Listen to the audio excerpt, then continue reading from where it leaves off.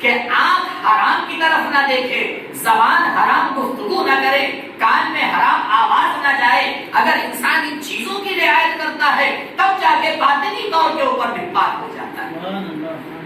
اسے باطنی طہارت کہتے ہیں۔ جب انسان ایک مرحلہ اور آگے بڑھتا ہے تو پھر اسلام اسے دعوت دیتا ہے کہ وہ اپنی عقل کو آگے طاہر کرے۔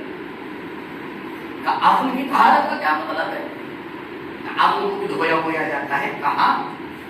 اسلام میں عقل کی بھی طہارت ہے۔ عقل کی طہارت کا مطلب کیا ہے؟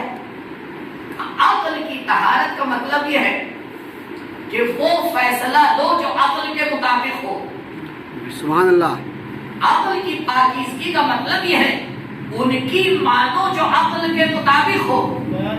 کہا جو توحید کو مانتا ہے اس کی عقل پاک و پاکیزہ ہے، جو نبی کو مانتا ہے اس کی عقل پاک و پاکیزہ ہے، جو اہل بیت کو مانتا ہے اس کی عقل پاک و پاکیزہ ہے، کیونکہ پاک ہی عقل آگے صحیح فیصلے لیا کرتی ہے۔ سبحان اللہ۔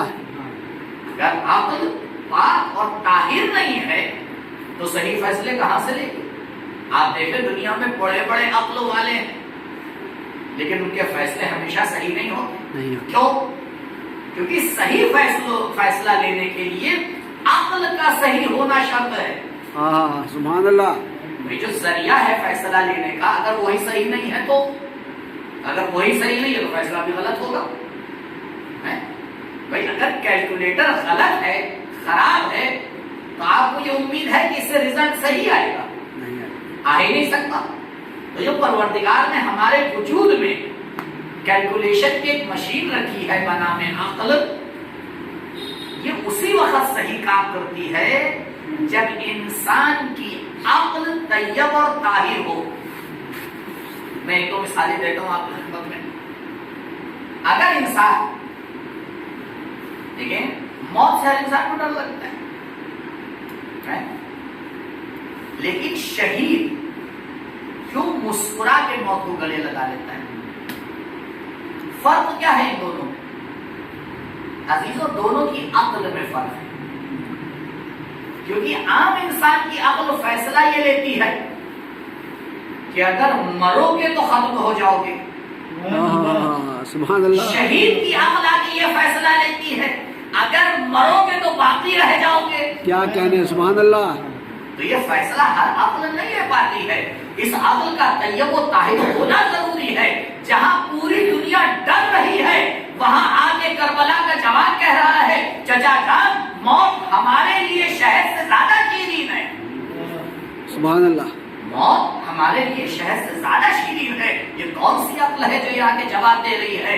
اسے طیب و طاہر عقل کہا جاتا ہے۔ کہا دیکھو عقل جتنی پاک ہوتی چلی جاتی ہے فیصلے الہی ہوتے چلے جاتے ہیں، جتنی خراب ہوتی چلی جاتی ہے فیصلے دنیاوی ہوتے چلے جاتے ہیں۔ درود پڑھیں پر محمد و آل محمد۔ صلی اللہ محمد و آل محمد۔ ایک اور مثال دیتا ہوں آپ کی خدمت میں۔ اسلام کا یہ مسلم ہے کہ جو کچھ تم خدا کی راہ میں دو گے وہ باقی ہے۔ ما ان تکم ینفد، جو تمہارے پاس ہے وہ فنا ہونے والا ہے۔ وما عند اللہ باق، اور جو اللہ کے پاس ہوگا وہ باقی ہونے والا ہے۔ قرآنی فیصلہ ہے یا نہیں ہے؟ اب آئیے دونوں عقل کا فیصلہ لیتے ہیں، ایک پاک و پاکیزہ عقل اور ایک بغیر پاکیزگی اور طہارت کی عقل، دنیاوی عقل۔ دنیاوی عقل اس معاملے میں جب فیصلہ لیتی ہے تو اس کا فیصلہ یہ ہوتا ہے زیادہ بچاؤ کم دو۔ یہی تو ہوتا ہے۔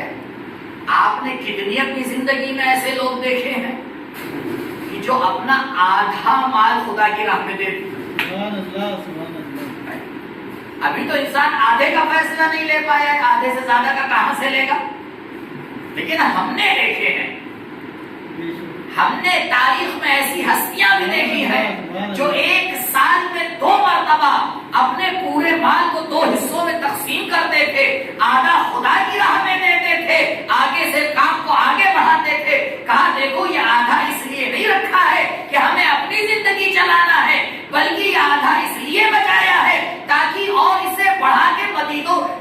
مسکینوں کی اور بیماروں کی اور فقیروں کی مدد کی جا سکے. سبحان اللہ سبحان اللہ. تو یہ ایک طاہر عقل کا فیصلہ ہے اور ایک دنیاوی عقل کا فیصلہ ہے. تو جیسے جیسے عقل طیب و طاہر ہوتی چلی جاتی ہے فیصلے الہی ہوتے چلے جاتے ہیں.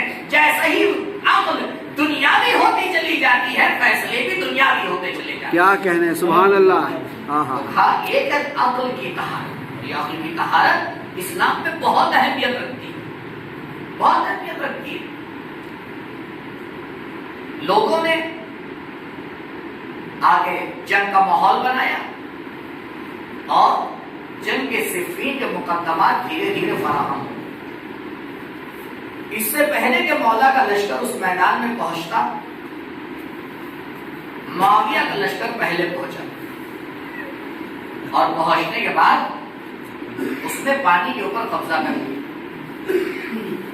اب جب مولا کا لشکر وہاں پہ پہنچا تو پتا چلا پانی کے اوپر ان کا پہرا ہے. اب تعجب نہ کیجیے گا کہ بیٹے نے جو حرکتیں کی ہیں وہ سیکھی کہاں سے ہیں. کیا کہنے یہ نسل اندر نسل مسئلہ ہے, کیونکہ ایک طہارت کی قسم نسل کی طہارت ہوتی ہے. بہت بڑا مسئلہ ہے, یہ میرا موضوع نہیں کیونکہ پھر اس کی لپیٹ میں بہت لوگ آ جائیں گے. سبحان اللہ. اللہ محمد والے محمد. سبحان اللہ سبحان اللہ. تو آگے مولا کو خبر دی گئی کہ یا علی فرات میں تو ان لوگوں نے قبضہ کر لیا ہے. مولا نے آواز دی اس انسان کو جو آپ کے لیے سب سے زیادہ اہم تھا. کہا مالک جاؤ پانی کا انتظام کرو. جناب مالک گئے, چشم زدن میں قبضہ ہٹایا اور اپنا قبضہ پانی کے اوپر جما دیا. اب ہر زمانے میں کچھ لوگ ہوتے مشورہ دینے والے, لیکن تعجب یہ ہوتا ہے کہ مشورہ دے کسے رہے ہیں. کیا کہتے جو کوفے میں آ کے اعلان کر رہا ہے سلونی قبل ان تفقدونی, اس سے پہلے کہ تمہارے درمیان سے چلا جاؤں مجھ سے پوچھ لو. جو باب مدینۃ العلم ہو, جو آ کے یہ کہے کہ مجھے آسمان کے راستے زمین سے زیادہ معلوم ہے, اسے لوگ پہنچے مشورہ دینے کے لیے. کیا مشورہ؟ تیاری. انہی نے پانی بند کیا تھا, ہم بھی پانی بند کریں گے. اب ہم ان کو پانی نہیں جانے دیں. وہ کہتے ہیں ٹیٹ فار ٹیٹ, جیسے وہ ایسا ٹھیک. لیکن دنیا مزاج یہ علی کو نہ پہچانتا ہے. مولا نے ایک جملہ کہا یہ بتاؤ اگر ہم پانی ان کے اوپر بند کر دیں گے تو پھر علی اور معاویہ میں فرق کیا رہ جائے گا؟ سبحان اللہ سبحان اللہ. فرق کیا رہ جائے گا؟ آپ نے غور فرمایا ایک علی کی عقل کا فیصلہ ہے, ایک ان کی عقل کا فیصلہ ہے. کہا دیکھو جو پاک عقل ہوتی ہے وہ انسانیت کے مطابق فیصلہ لیتی ہے, اور جو غلط عقل ہوتی ہے وہ انسان کے تو ساتھ میں فیصلہ لیتی ہے. درود پڑھے پر محمد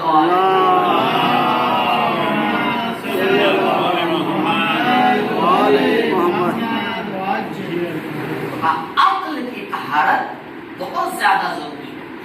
سوال اس طہارت کو کیسے حاصل کریں, انشاءاللہ بھی 2-4 راستے آپ کی خدمت میں عرض کروں گا, لیکن ابھی ایک مرحلہ اور بچا ہے. کہا اگر عقل طاہر ہو گئی تو سب مسئلہ حل ہو جائے گا. کہا نہیں, ایک اسٹیج اور آگے بڑھنا ہے, اور وہ کیا ہے؟ کہا فکر اور خیال کی طہارت. فکر اور خیال کی طہارت کیا مطلب؟ غور فرمائیں, انسان جو بھی عمل کرتا ہے پہلے اس کا ارادہ کرتا ہے. کیوں؟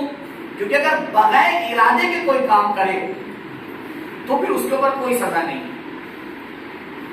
آپ سو رہے ہیں, آپ کے پڑوس میں کوئی اور سو رہا ہے, سوتے میں آپ کا ہاتھ اس کے چہرے کے اوپر چلا گیا, کون سی عدالت آپ کو سزا دے گی؟ ہاں, یہ ثابت ہونا چاہیے کہ آپ سو رہے تھے, کیونکہ کچھ لوگ سو نہیں رہے ہوتے. اسی لیے کہتے ہیں سوتے کو جگانا آسان ہے، جاگتے کو جگانا بہت مشکل ہے۔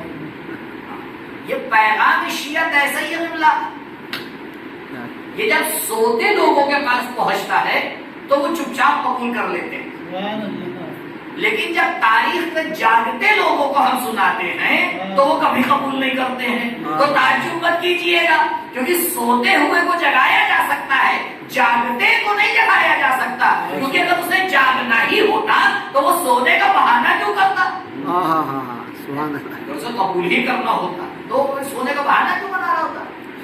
تو کہا اللہ اگر ارادے سے آپ نے کوئی کام کیا ہے تو اس پہ سزا ہے، اگر کوئی غلط کام ہے، لیکن اگر بغیر ارادے کے کیا ہے تو اس پہ نہ کوئی ثواب ہے، نہ کوئی عقاب ہے، کچھ نہیں ہے، بھئی ارادہ تھا ہی نہیں۔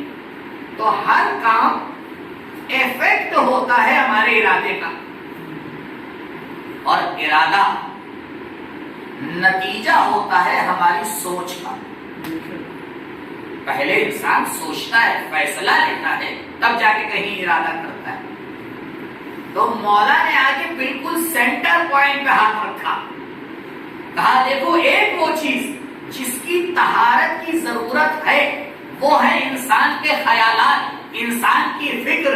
اگر اپنی فکر کو طیب و طاہر بنا لیا تو پھر ارادے بھی پاک اور پاکیزہ ہو جائیں گے، اور جب ارادے پاک اور پاکیزہ ہو جائیں گے تو عمل بھی پاک اور پاکیزہ ہو جائے گا۔ درود پڑھے پر محمد۔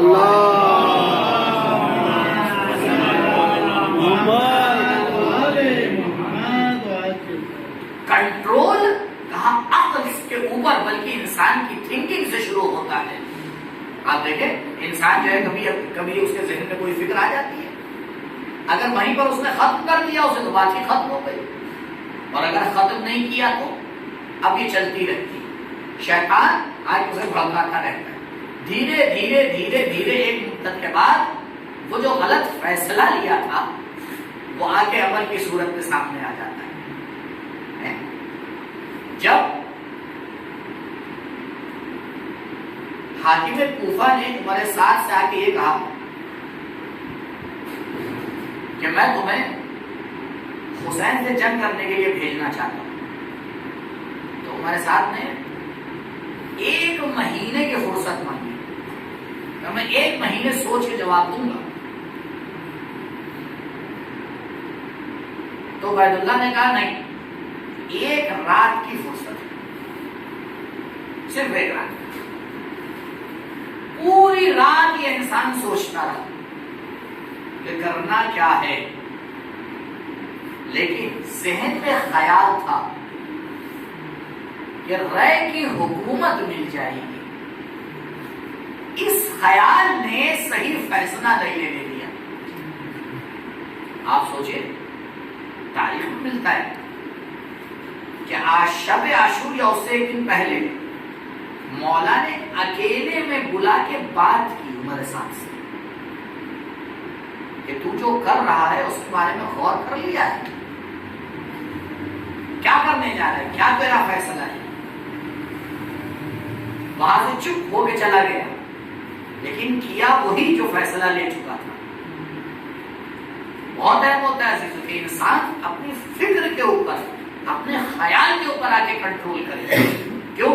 کیونکہ جب تک خیال نہیں آتا ہے انسان قدم آگے نہیں بڑھاتا ہے، اور شیطان کی شروعات یہیں سے ہوتی ہے۔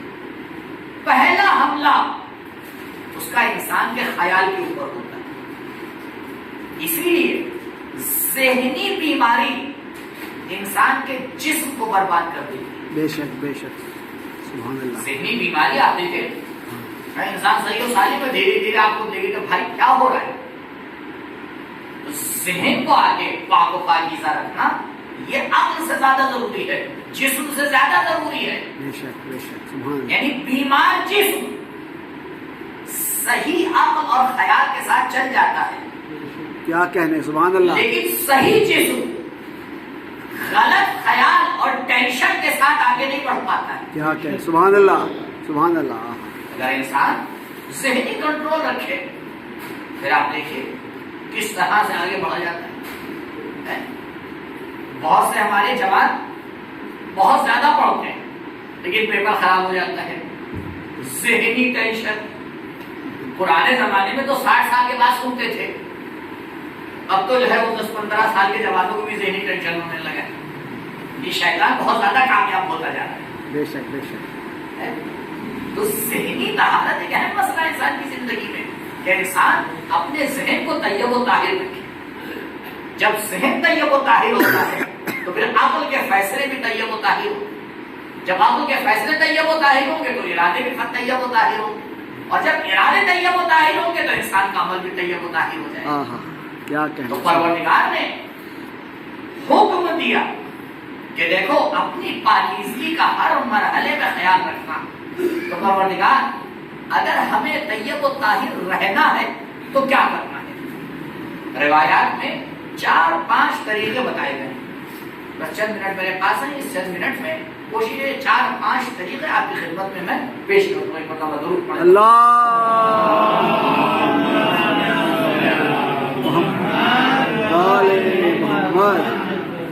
रिवायात में 5 तरीके बताए गए हैं, 5 अमल। कि 5 अमल को अपनी जिंदगी में रखो, इंशाअल्लाह तुम्हारा ज़हन भी पाको पाकीज़ा हो जाएगा, अक़ल भी पाको पाकीज़ा हो जाएगी, इरादे और फैसले भी पाको पाकीज़ा हो जाएंगे, अमल तो हो ही जाएगा ना। कहा पहली चीज, हर हाल में खुदा को याद रखो। बेशक सुभान अल्लाह। अला बिज़िक्रिल्लाह तत्मइन्नुल क़ुलूब। अजीजों ये बताइए कि बंद दरवाजों के अंदर किसने जनाब यूसुफ को गुनाह से बचा लिया? कहा यूसुफ दरवाजे बंद थे, तुम मजबूर थे, अगर कुछ कर भी देते तो दुनिया कुछ न कहती। कहा नहीं, दो दरवाजे बंद थे, लेकिन जो बंद दरवाजों को खोल सकता है मेरा भरोसा उसके ऊपर था। सुलेखा को तो अपने खुदा पे इतना भी भरोसा नहीं था कि देख रहा है या नहीं देख रहा है। कहा सुलेखा मेरा खुदा वो नहीं है जो कपड़े डालने से देख ना पाए। सुभान अल्लाह। मेरा परवरदिगार तो वो है जो हर जगह देखता है। कहा यूसुफ तुमने गवाही दी है, मैं साबित करके दिखाऊंगा कि तुम सच्चे हो, बंद दरवाजों को खोल दूंगा। सुभान अल्लाह। आप बताएं, अगर दरवाजा बंद है और आप उसकी तरफ दौड़े, दुनिया आपको अक्लमंद कहेगी या बेवकूफ? बेवकूफी तो कहेगी। है तो वही दुनिया जो जनाब यूसुफ को बेवकूफ कह रही थी, वो अक्लमंद कहने पे मजबूर हो गई। सुभान अल्लाह। क्यों? क्योंकि यूसुफ अलैहिस्सलाम का भरोसा खुदा पे था। कहा जो खुदा को याद रखते हैं उनके फैसले भी सही होते हैं, पाक और पाकीज़ा भी होते हैं। दुरूद पढ़े पर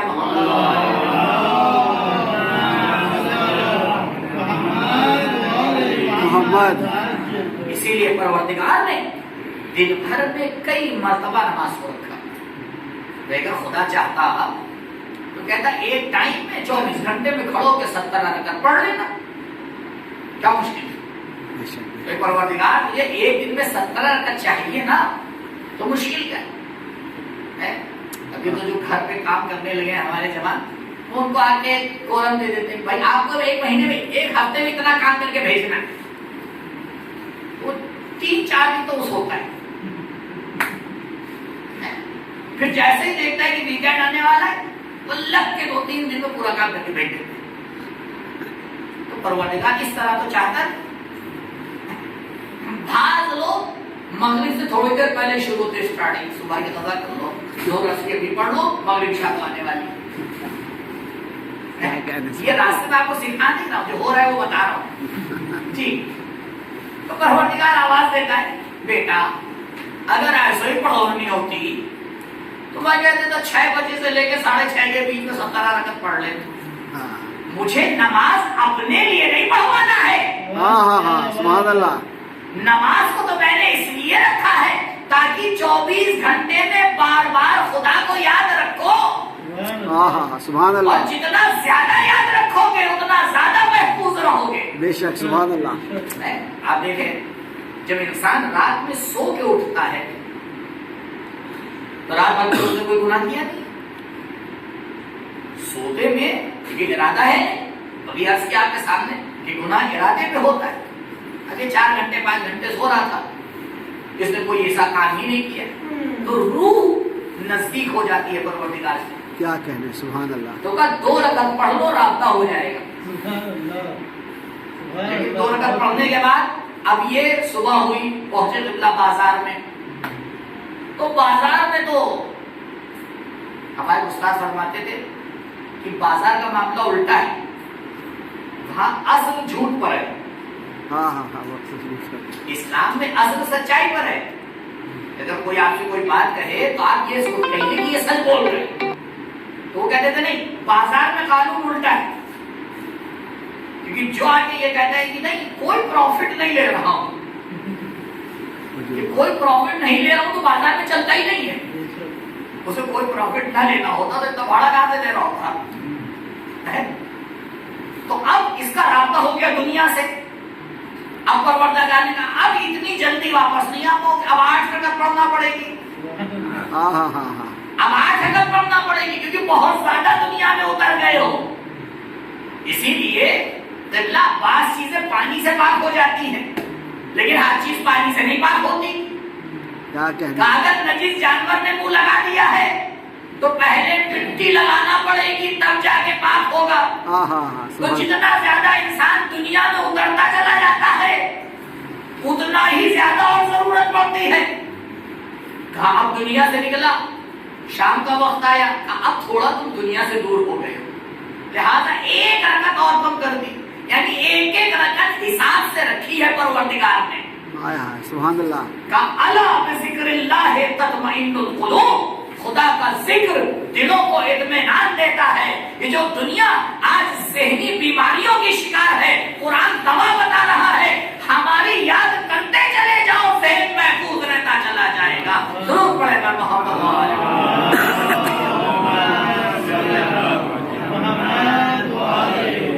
سبحان اللہ. تو پہلا راستہ کہا خدا کو یاد کرو، زیادہ سے زیادہ یاد کرو. جتنا زیادہ خدا کو یاد کرتے رہو گے خود بخود طیب و طاہر بنتے چلے جاؤ. کیونکہ خدا کی یاد دل اور عقل کو پاکیزہ بنا دیتی ہے، اور جب دل اور عقل پاکیزہ ہوتا ہے تو اس سے پاکیزہ ہی عمل نکلتا ہے. دوسری چیز یہ بھی بڑی اہم روایات میں، دوسری چیز ہے موت کو یاد رکھنا. بڑی اہم چیز. اگر انسان موت کو یاد رکھے، بہت سے انسان موت سے نہیں ڈرتے. اور موت ڈرنے والی کیا چیز ہے بھائی؟ اپنے عمل سے ڈرتے ہیں. اگر انسان موت کو یاد رکھے تو خود بخود طیب و طاہر رہے گا، اپنے آپ کو بچا کے چلے گا. کیونکہ کوئی انسان اس دنیا میں یہ ایگریمنٹ لے کے نہیں آیا ہے کہ فلاں دن، فلاں ٹائم، فلاں منٹ، فلاں سیکنڈ مرنا ہے. بہت سے لوگ کودتے چھت سے بچ جاتے ہیں، کچھ لوگ پھسلتے ہیں مر جاتے ہیں. یہ تو تمہارے ہاتھ میں ہی ہے. اس لیے روایات میں تاکید کی گئی ہے کہ موت کا ذکر کرنا چاہیے، موت کو یاد رکھنا چاہیے. کیوں؟ کیونکہ ذکر موت انسان کو پاک و پاکیزہ بناتا ہے. کیونکہ ہر انسان یہ چاہتا ہے کہ جب کسی بڑی مہمانی میں جائے تو تیار ہو کے جائے. ایسا ہی ہے یہ. بس عزیزوں، مہمانی میں اور خدا کے بلانے میں فرق اتنا ہے کہ وہاں انویٹیشن کارڈ دیا جاتا ہے، ٹائم معین ہوتا ہے، اس لیے انسان اسی ٹائم پہ تیار ہوتا ہے. پروردگار نے اسی لیے کوئی انویٹیشن نہیں دیا کیونکہ وہ ایک سلیکٹڈ ٹائم میں ہمیں تیار نہیں دیکھنا چاہتا، وہ ہر لمحہ ہمیں تیار دیکھنا چاہتا ہے. لہذا کوئی ٹائم بتایا ہی نہیں، کہا ہر وقت تیار رہنا. کیونکہ جب ہم انویٹیشن بھیجیں گے تو پھر منع کرنے کی طاقت ملائکہ کو بھی نہیں دے. سبحان اللہ. اللہ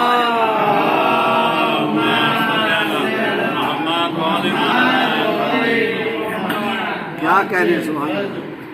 تیسری چیز جو روایات میں ذکر کی گئی ہے کہ جو انسان کو پاک و پاکیزہ رکھتی ہے وہ ہے قیامت کو یاد رکھنا. انسان ذکر کرے، بات چیت کرے، گفتگو کرے، کیا ہوگا قیامت میں، کیسے ہوگا. کیوں؟ بس ایک نقطہ آگے بڑھ جاؤ، ہر چیز کا حساب ہوگا قیامت، لیکن دو ہوں گے حساب لینے والے، ایک اللہ اور ایک پبلک. یہ بڑا مسئلہ ہے. ہو سکتا ہے، عین ممکن ہے کہ بھی دو طرح کا حق ہوتا ہے انسان کی گردن کے اوپر، حق اللہ اور حق الناس. قیامت کو یاد کر لینا، کیونکہ موت کا ذکر تو ہو سکتا ہے حق اللہ کی طرف تمہیں متوجہ کر دے. بعض لوگ الٹا ہی سب، جب زیادہ قرضہ ہو جاتا ہے تو دعا کرتے موت آ جائے. ہمارے ان لوگوں کے فون سے تو بچ جائیں گے. 24 گھنٹے میں 28 گھنٹے موبائل سوئچ آف کا کیا کریں گے؟ اللہ جیسے ہی کھولتے فون آنے لگے. تو کہا دیکھو موت کے ذکر سے تم حق اللہ کی رعایت کر لو گے، حق الناس کی تو نہیں کرو گے. اب حق الناس کے لیے کیا کیا جائے گا؟ قیامت کو یاد رکھنا، کیونکہ قیامت میں پروردگار اپنے حق سے شاید گزر جائے، حق الناس سے جب تک نہیں گزرے گا جب تک وہ نہ گزرے. کیا کہنے، سبحان اللہ. تو آپ دیکھیں دونوں طرف بیلنس ہو گئے ہیں نہیں؟ حق الناس وہاں نہیں چھوڑا جائے گا. معلوم کیا انسان اپنا نام اعمال لے کے آگے بڑا بڑا عظیم نام اعمال، لیکن ایک قدم آگے بڑھا ہے کسی نے روک لیا تو کہاں جنت کی طرف بھیجا جا رہا ہے، رک جائیے، جلدی کس بات کی ہے، چلے جائیے گا. یاد ہے فلاں جگہ جب بیٹھے ہوئے تھے آپ نے میرے خلاف میری غیبت کی تھی، بریکٹ میں غیبت جھوٹ کو نہیں کہا جاتا، سچ کو کہا جاتا ہے. ہم کسی کے ساتھ گئے سفر کے اوپر، اب ایک کمرے میں وہ بھی تھے ہم بھی تھے. اب وہ بیچارے تھکے تھے، جو بھی تھا وہ نماز صبح کے لیے نہیں اٹھے. عوام کو تو ایک موقع مل گیا، بڑے دیندار بنتے ہیں. اب کہیں ان کا ذکر ہو، ہم ان کی بات کر رہے ہیں، ہم جائیے، خود میں ان کے ساتھ تھا، نماز صبح کے لیے نہیں اٹھے تھے. یہ ہو گئی غیبت، یہ ہو گئی غیبت. اور اس کے ساتھ ساتھ ایک مسئلہ اور ہو گیا، مومن کی آبرو ریزی. اب اس نے روک لیا، کہا بھائی میں نے سچ بات تو کہی تھی، کہا سچ ہی کو تو غیبت کہتے ہیں. اچھا سبحان اللہ. کیونکہ اگر جھوٹ ہے تو بھی وہ تہمت بھی ہو جائے گا. مومن کی دل آزاری. اس میں تیسرا امام خمینی علیہ الرحمہ 6 حدیث ان کی کتاب ہے، ایک حدیث کی شرح میں لکھتے ہیں کہ یہ جو غیبت کے اتنا عذاب بتایا گیا ہے، اتنا خطرناک، یہ صرف غیبت کے لیے ہے. اگر غیبت کے ساتھ کوئی اور چیز اٹیچ ہو گئی تو اس کا گناہ الگ ہے، تو صرف غیبت کے لیے. تو کہا نہیں حق الناس. کہا اچھا مان جائیے، کیا ہے وہاں جانے دیجیے، راستہ چھوڑیے. اب مان تو جائیں گے، کوئی ٹینشن نہ لیجیے، صرف 10 سال جو آپ نے عزاداری کی ہے اس کا ثواب مجھے دے دیجیے. سبحان اللہ. 10 سال وہ بہت زیادہ ہے، کم پہ مان جائیے نا. اب پروردگار سے شکایت ہوئی، پروردگار نے کہا آپس میں سلجھاؤ. کیا کہنے، آپس میں سلجھاؤ، یہ حق الناس کا معاملہ ہے، میرا نہیں ہے. کیا کہنے. خیر انہیں منا کے 10 سال کی عزاداری ان کو دے کے آگے بڑھے. ابھی چند قدم پڑے گئے دوسرے نے روک لیا. قبلہ یاد ہے، گھر بنا رہے تھے آپ نے اپنی دیوار میری زمین پہ کھڑی کر دی تھی. بھائی ایک ہی بالش تو تھا، تو ٹھیک ہے وہی سے ایک ہی بالش کا، ایک ہی بھائی 2 انگل زمین لی تھی آپ کی. کہا ہاں تو ہم کب زیادہ مانگ رہے ہیں، ہم بھی 2 ہی انگل کا مانگ رہے ہیں. تو کیا کیسے راضی ہوں گے؟ کب 20 سال کی جتنی نمازیں پڑھی سب کا ثواب دے دو. کیوں؟ کیونکہ وہاں مانگنے والا آزاد ہے، دینے والا مجبور ہے. اگر قیامت کو یاد رکھو گے تو خود بخود طیب و طاہر ہو جاؤ. یہ تیسری چیز جو روایات میں بتائی. چوتھی چیز عجیب ہے، چوتھی چیز کا رابطہ کلیئر کرنا تھوڑا مشکل ہے، اس لیے زیادہ وضاحت نہیں کر پاؤں گا. قناعت. قناعت روایات میں کہ قناعت انسان کو پاک و پاکیزہ بناتی ہے. اور عجیب مسئلہ ہے. قناعت کا کیا مطلب ہے؟ کچھ لوگ قناعت کا غلط ترجمہ کرتے ہیں. قناعت یعنی کم کھانا، کم پینا، کم خریدنا، جی نہیں. قناعت کا معنی کم کھانا، کم پینا، کم خریدنا نہیں ہے. قناعت کا معنی ہے صحیح کھانا، صحیح پینا، صحیح خریدنا. سبحان اللہ. قناعت یعنی اتنا پیر پھیلانا جتنی چادر ہے. کچھ لوگ چادر بڑھانے کے لیے پیر باہر نکال لیتے ہیں، پھر چادر کو کھینچتے ہیں. نتیجہ کیا ہوتا ہے؟ قبلہ ہے تو چادر ہی، اما کوئی ربر بینڈ چھوڑیے تو وہ پھٹ جاتی ہے. اب جب پھٹتی ہے تو آبرو ریزی ہو جاتی ہے. اور فرمایا یہی ہوتا ہے. فلاں کے گھر میں یہ آیا ہے، فلاں کے گھر میں آیا ہے، آپ کے گھر میں کیا ضرورت ہے؟ اور معذرت کے ساتھ اس معاملے میں گھر والیوں کی دخالت زیادہ ہوتی ہے. بہت مسئلہ ہے. نہیں، یہ تو گھر میں ہونا ضروری ہے. کیوں ضروری ہے؟ کیا آپ وہ ہیں؟ بھئی جس دن ہمارا اسٹیٹس بھی ویسا ہو جائے گا اس دن ہم بھی لے آئیں گے. بھائی فرق کیا کرتا ہے؟ انسان 100 روپے کی شرٹ پہنے، 500 کی پہنے، 1000 کی پہنے، جسم تو سب سے ڈھک جائے گا. ہاں، لیکن ایک فرق ہوتا ہے. اگر اس کا اسٹیٹس 100 روپے والے کا تو اس میں ہو جائے گی قناعت، اور جب قناعت ہو جائے گی تو خود بخود گناہ سے بچ جائے گا. کیوں؟ کیونکہ جب، اور فرمائیے گا، کیونکہ جب اپنے اسٹیٹس سے اوپر کی چیز خریدتا ہے انسان تو خود بخود اس کے اندر تکبر آتا ہے، اور تکبر ہے برائیوں کی جڑ. آپ نے اسٹیٹس کو محفوظ رکھنا تاکہ نہ تکبر آئے نہ طہارت جائے. کیا کہنے، سبحان اللہ. نہ تکبر آئے نہ طہارت جائے. اسی لیے آپ دیکھیں میں علماء کا فتویٰ ہے، شاید اکثر اگر سستانی کی تقلید کرتا ہوں، اور سستانی کا جا کے نیٹ پہ دیکھ لیجیے گا فتویٰ کہ انسان جب خون سے نکالتا ہے تو انسان سوچتا ہے بھائی ہاں مثلا پورے سال میں نے 1 لاکھ روپے کمائے اور اس 1 لاکھ روپے میں میرے 80,000 روپے میری زندگی میں خرچ ہو، 20,000 بچے، 4,000 نکال دو. کرنا ہی گھوم جائیے، جذباتی بازی کا ہے کہ بھائی یہ بتائیے یہ 80,000 آپ کے اسٹیٹس کے اعتبار سے خرچ ہوا یا اس سے زیادہ کا؟ اسٹیٹس کہہ رہا تھا کہ 70,000 خرچ ہونا چاہیے تھا، تو اس کا مطلب خمس 30,000 پہ نکلے گا، 20,000 پہ نہیں نکلے گا. کیا کہنے، سبحان اللہ، سبحان اللہ. جی بھائی میرا کام، میرا اسٹیٹس ایسا ہے کہ میں اگر 2 لاکھ روپے کی گاڑی خریدوں گا تو ٹھیک رہے گی، لیکن میرے دوست نے تو بھائی فل آٹومیٹک گاڑی جا کے 20 لاکھ والی لی ہے، تو میں کہاں 2 لاکھ میں ماننے والا؟ میں تو کم سے کم 10 لاکھ کی لوں گا. لے لیجیے، کوئی نہیں روک رہا ہے. اس 8 لاکھ کا تو زیادہ ہے، خود سے نکال دیجیے. کیا کہنے، سبحان مسئلہ اللہ. بہت سے لوگوں کو نہیں معلوم ہے. نہیں، میں بارہ بیان کرتا ہوں، میں اسی لیے مجلس سے پہلے مسئلے بیان کرتا ہوں. اب یہاں پہلے نہیں بیان کر دیے تو بیچ میں بیان کیے دے رہا ہوں. اور بیان ہونا چاہیے مسئلہ، تاکہ انسان کو پتا چلے کہ اسلام نے کتنی باریکی سے کام لیا. سبحان اللہ. انسان شرعی مسائل، اسلام شرعی مسائل میں بھی طہارت کا خیال رکھتا ہے. ہم تو یہی چاہ رہے ہیں کہ پاک اور پاکیزہ ہو. یہ چوتھی چیز اور آخری چیز. دیکھو ہم نے کچھ ہستیاں خلق کی، ان سے محبت کرو. سبحان اللہ.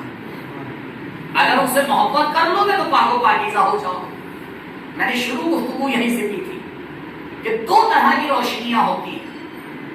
ایک روشنی وہ ہوتی ہے جو خود روشن ہوتی ہے لیکن دوسرے کو نور نہیں دے پاتی.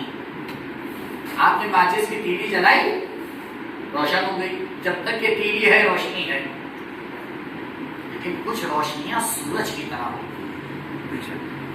یہ خود بھی روشن ہوتی ہیں، کائنات کو بھی روشن کرتی ہیں. کا اہل بیت کی طہارت ایسی ہے، اگر اپنے آپ کو ان ہستیوں سے تم نے وصل کر دیا، ٹھیک ہے، آپ قلیل آب پر سے کم جو ہوتا ہے، جیسے ہی اس سے نجاست ملتی ہے وہ نجس ہو جاتا ہے۔ اب اگر اسے پاک کرنا ہے تو کیا کرنا پڑے گا؟ کیا اس کو پاک کرنا ہے کہ ایک راستہ ہے، اسے آب جاری سے آگے ملا دیجیے، سبحان اللہ، جیسے ہی متصل ہوگا پاک ہو جائے گا۔ عزیزو، عام انسان بھی ایسے ہی ہیں، زندگی میں طہارت اور نجاست کا سلسلہ چلتا رہتا ہے۔ کہا اپنے آپ کو ان ہستیوں سے جوڑ دو جن کی طہارت کی گواہی پروردگار نے لی ہے، اگر ان سے جوڑ دیا تو زندگی میں بھی طاہر ہو جاؤ گے، آخرت میں بھی طاہر ہو جاؤ گے۔ درود پڑھیں بر محمد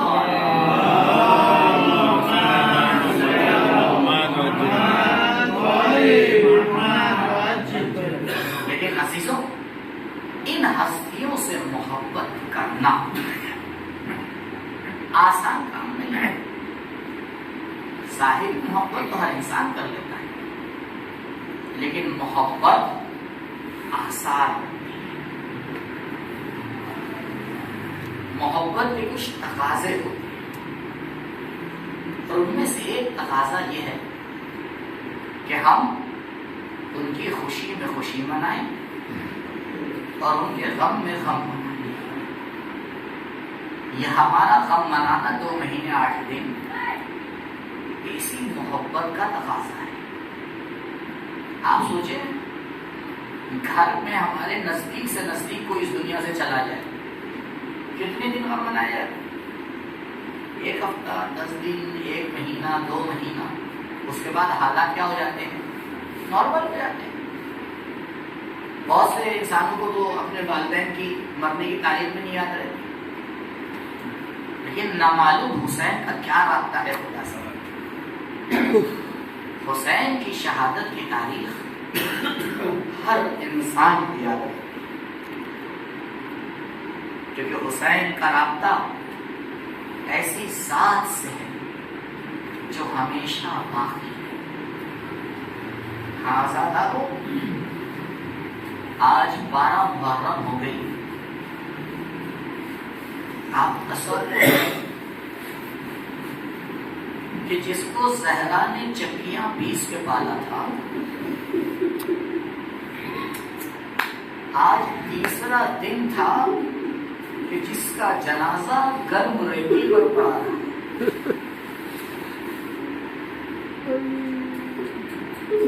دنیا میں ہر جگہ کا طریقہ ہے کہ اگر دشمن بھی مرتا ہے تو کم سے کم اس کے اوپر ایک چادر ڈال دی جاتی ہے، لیکن نہ جانے حسین سے کون سی دشمنی تھی۔ چادر ڈالنا تو دور کی بات ہے، شہادت حسین کے بعد حکم دیا جا رہا ہے کہ اپنے گھوڑے کی نالین کو سنبھال لو، کیونکہ ابھی حسین کے لاشے کو ملتا ہے۔ اللہ اکبر۔ عزادارو، مرنے کے بعد معاملات ختم ہو جاتے ہیں، لیکن نہ جاتے ہیں کربلا میں کیسے درندے موجود تھے جنہیں نے شہادت حسین کے بعد بھی دشمنی کو ختم ہوتا ہوا نہ دیکھا۔ بس وہ منظر تھا جسے میں بیان نہیں کر سکتا، ارے جس کا بیان کرنا مشکل ہو۔ تصور کیجئے خیمے سے بہن نے کیسے دیکھا ہوگا، ارے وہ بہن جو بھائی کی جدائی برداشت نہ کر پائے، جب کربلا میں گھوڑے دوڑے ہوں گے، شاید زینب نے آواز دی ہو، ارے عباس کہاں ہو، آؤ دیکھو حسین کا لاشا پامال ہو رہا ہے۔ تاریخ لکھتی ہے 12 محرم کا دن نمودار ہوا، امام سجاد علیہ السلام کوفے سے معجزے سے تشریف لائے، بنی اسد کو آگے جمع کیا، اے بنی اسد آؤ، حسین کا اور حسین کے ساتھ جو شہید ہوئے ہیں ان کے جنازوں کو دفن کر دیتے ہیں۔ جنازے اتنے پارا پارا ہو چکے تھے کہ ایک بڑی سی گودال بنائی گئی، سب کو اسی میں ایک ساتھ دفن کر دیا گیا۔ ارے تاریخ اسلام میں کس طرح سے شہداء کو دفن کیا جا رہا ہے۔ مولا جب دفن کر چکے ہیں، کہا بنی صدر ارے ذرا ایک چٹائی کا انتظام کرو. کہا مولا ارے چٹائی کی کیا ضرورت ہے؟ کہا تمہیں نہیں معلوم ارے بابا کا جنازہ اتنے ٹکڑوں میں بٹ گیا ہے کہ کس طرح سے قبر میں اتارے. سید سجاد نے جسم کے ٹکڑوں کو جمع کیا. بس ایک سوال پوچھوں گا، ارے آپ نے بھی تشییع جنازہ میں شرکت کی ہوگی، ذرا یہ بتائیے جب جنازے کو قبر میں اتارتے ہیں کم سے کم 2 لوگوں کی ضرورت پڑتی ہے. ارے ایک قبر کے اندر ہوتا ہے، ایک قبر سے باہر ہوتا ہے. مجھے نہیں معلوم مولا نے کیسے بابا کے جنازے کو قبر میں اتارا. شاید 2 ہاتھ نکلے ہو. سید سجاد میرے حسین کو میرے حوالے کر دو. ہاں زادارو، حسین کو دفن کرنے سید سجاد جب آگے بڑھے ہوں گے، مستحب ہے کہ جب دفن کیا جاتا ہے تو حکم دیا گیا ہے کہ چہرہ قبلے رخ ہونا چاہیے. لیکن ہائے سید سجاد، کس طرح جنازے کے سر کو قبلہ رخ کرنا، کیونکہ جسم موجود تھا، سر موجود نہیں تھا. شاید آواز لگائی ہو، بابا آپ غریب تھے، سید سجاد نے آپ کو کیسے